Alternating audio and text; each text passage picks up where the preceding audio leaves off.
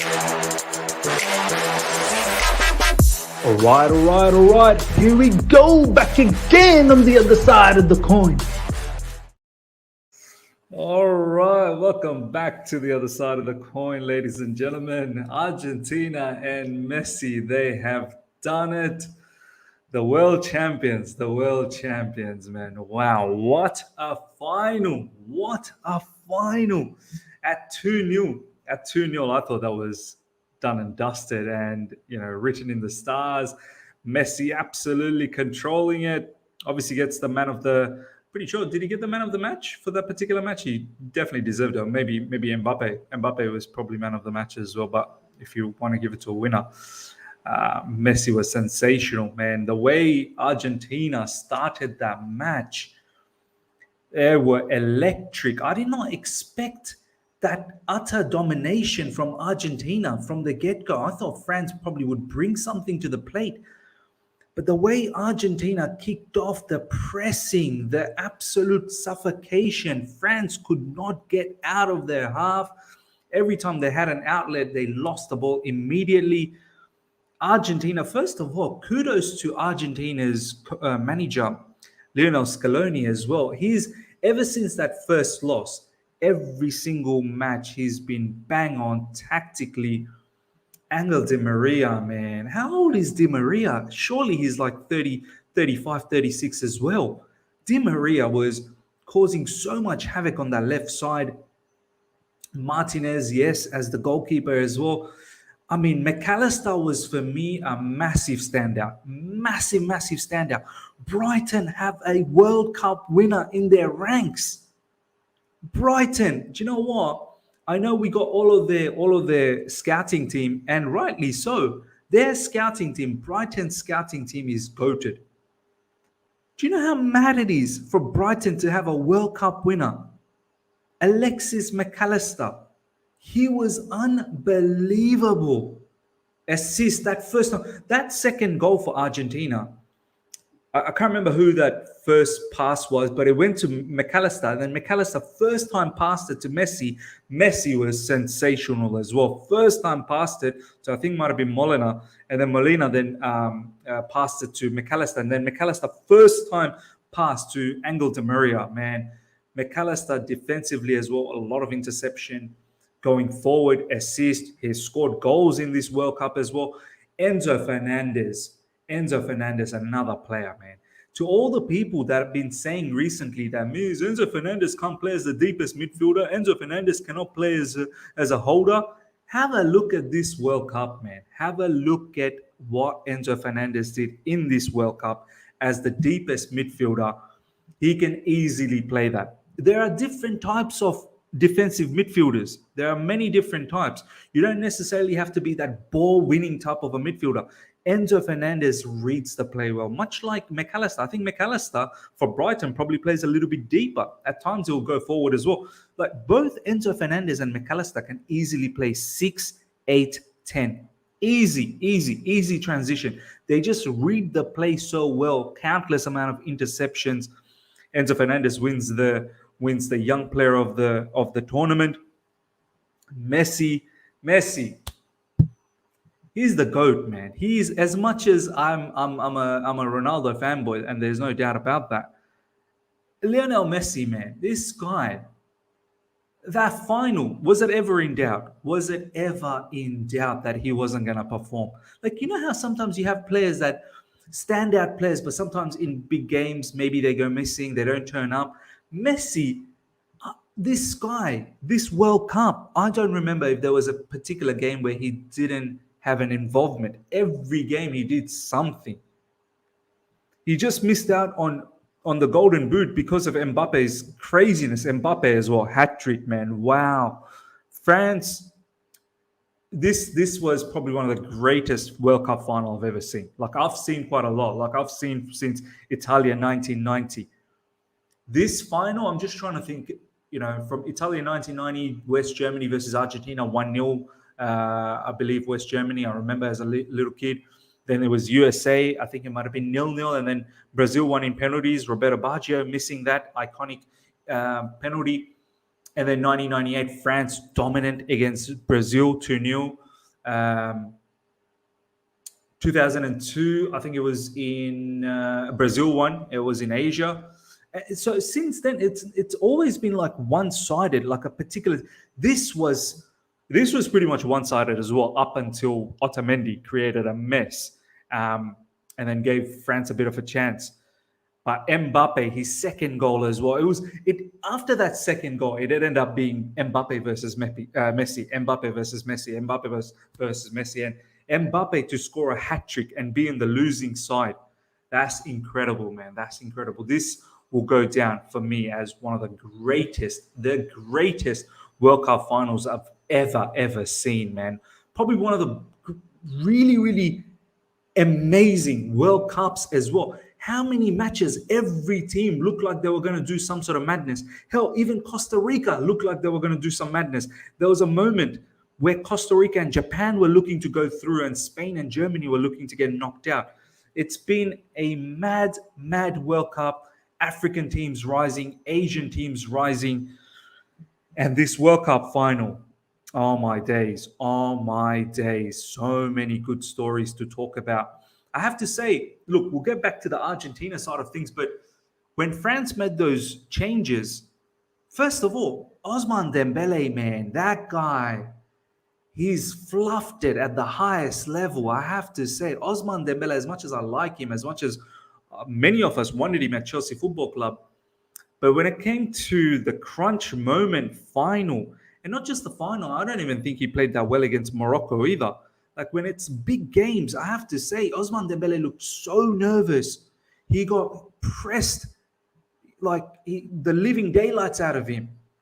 Koundé as well. Jules Koundé, Angel Di Maria was doing Jules Koundé several times. Like even Giroud probably wasn't on it as well, and that's why they got all hooked off at halftime. And yeah, it was right at the right in the end. As I said, if it wasn't for Otamendi, then this match probably would have stayed at 0-0. As soon as Otamendi made that mistake defensively, then slowly France came back into it. Argentina's first goal as well, man. I have to say though, Argentina, they've been getting some soft penalties. And for me, that was once again a soft penalty that they got from Angel Di Maria. He did Jules Koundé. There's no doubt about that. But that was a soft penalty in my opinion. But Messi puts it away very calmly. But yeah, once it became 2-2, I thought maybe France was going to take it from there on, because they looked like they were on. Like they had a lot of energy. Camavinga, Kingsley Coman, ladies and gentlemen. Do you know what? I was tweeting Kingsley Coman, it might not be a bad shout. Like seriously, if there is a swap opportunity between Christian Pulisic and Kingsley Coman, I don't really think it might be a bad shout, So, because Kingsley Coman was actually quite impactful, and then right in the extra time for somehow, like I don't know how Argentina did this. Like they found themselves get a second win again, got the second win, and yeah, they were looking threatening, especially in that second half. They were looking threatening, and Messi again, Lionel Messi scoring that third goal. I thought maybe this was it. And once again, Mbappe coming in big. But Kolo Muani had the biggest opportunity. What about Lautaro Martinez, ladies and gentlemen, as well? Lautaro Martinez, that guy, man, the amount of misses he had. Wow. Vivek, thank you so much for the super chat, my man. Enzo Fernandez, Bowley, it's time to have a meal. I would even say Alexis McAllister, man.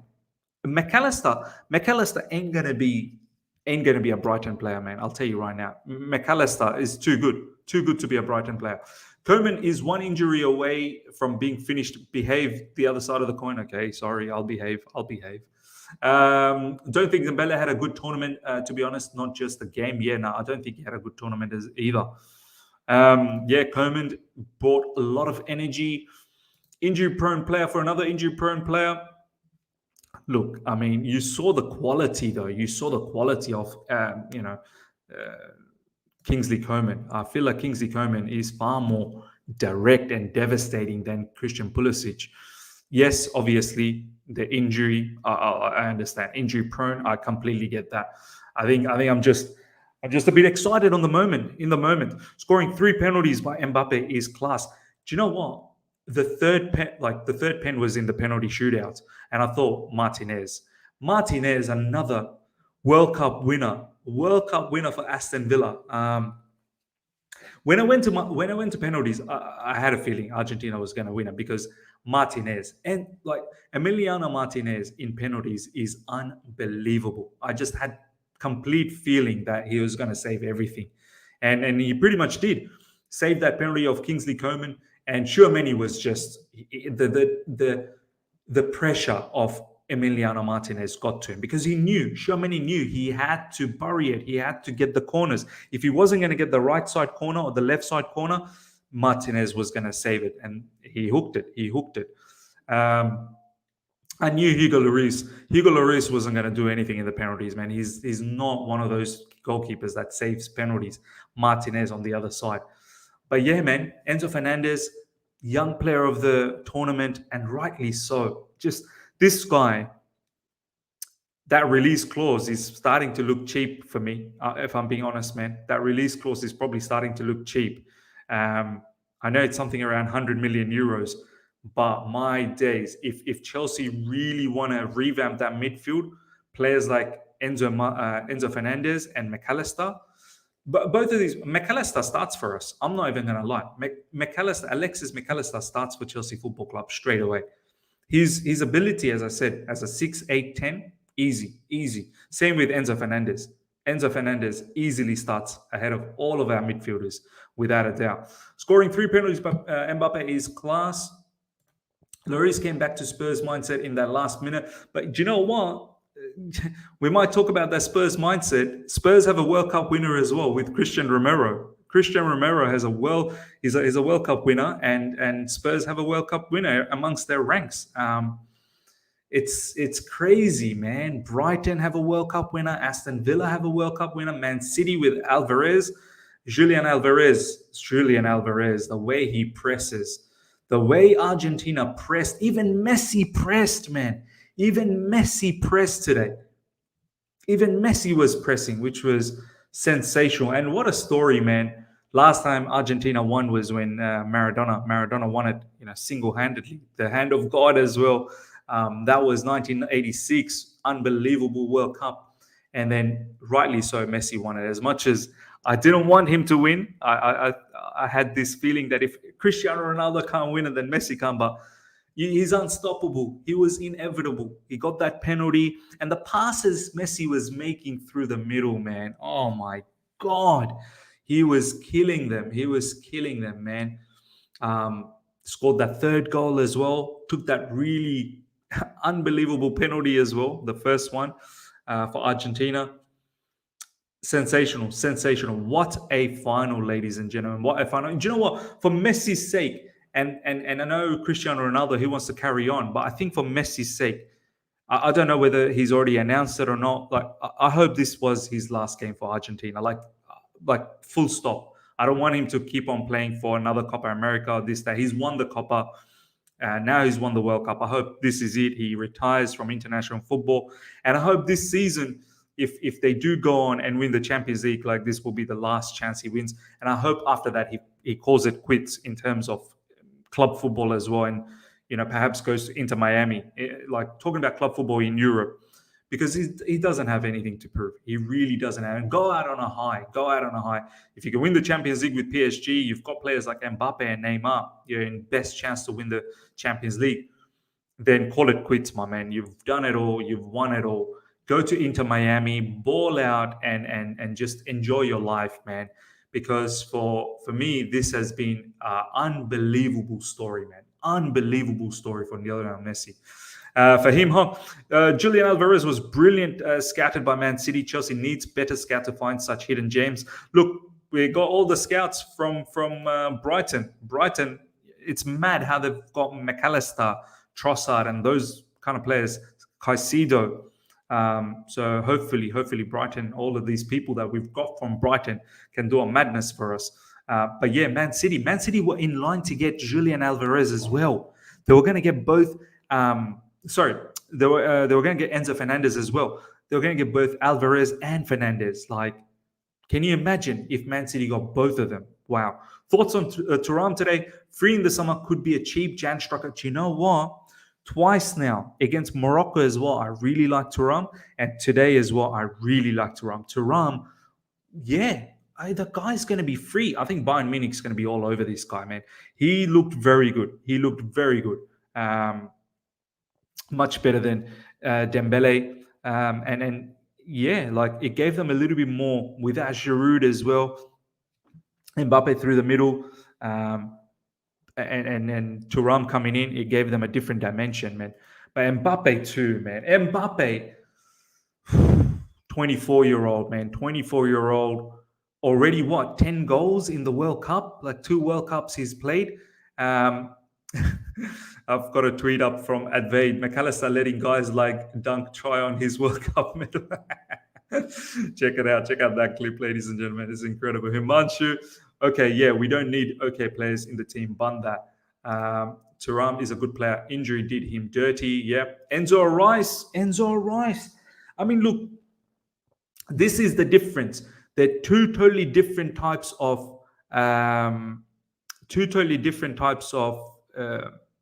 defensive midfielders. 23 and okay, he scored 12 goals in the World Cup. Fair enough. 12 goals. Wow. At the age of 23. That's incredible, man. Enzo or Rice, two different style of sixes, man. See, this is the thing. How do Chelsea want to play? Rice is a ball winner. He's a ball winner. Enzo he reads the game, interception. He's a playmaker from deep. He's a playmaker. So potentially you could probably get both. If I'm being honest. But that balance for Argentina is so good. Enzo Fernandez, McAllister, and De Paul. De Paul's an absolute dog of a player, man. He's such a dog of a player. And he just runs non-stop. Molina had a good game as well. I can't even lie. Molina had a very good game. Christian Romero was very, very good. Angel Di Maria, man, another legend of the game, man. That finish, that second goal, do you know what? That second goal, France was sitting deep, and then all of a sudden Argentina sort of said to them, "Now come out of your shell," and they brought the game to themselves. And there was a throw-in, and then off the throw-in, they started the counter. That was tactically so good. Argentina's manager, want to look out for young manager.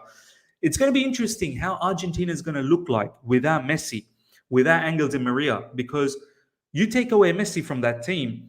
Yeah, I'm thinking players like Enzo Fernandez, McAllister, they're going to have to become, the proper playmakers of the team, and then they'll have to introduce other players into this team, because some of these players, I think this is it. Otamendi, this is it. Lisandro Martinez will probably slide in easily in there. Dybala has to pick up the pieces, I suppose, in the next World Cup. Lautaro Martinez, what happened to him, man? Lautaro Martinez was pathetic. He missed about at least 3 clear-cut chances. Man. But anyways, ladies and gentlemen, we're going to wrap things up. Messi, the dream has finally been completed, ladies and gentlemen. And it's going to be one day we're going to look back and we're going to hopefully see a documentary, and it's going to be an epic documentary, man. Honestly, he deserves it. He absolutely deserves it. And the way the celebration, I love that Arab, gown and the sheikh, and it looked like Messi was excited to put the gown on as well. And the way he kissed that cup, man, just before lifting it, man, that was good. When he came to collect his player of the tournament, trophy, he kissed the cup. That looks so sensational. Without Messi, they will struggle. Messi saved them numerous times this World Cup. 100%.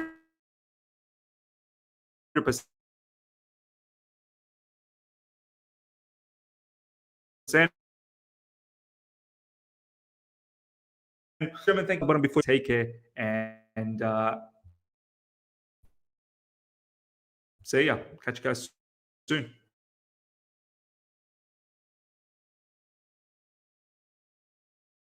Bye.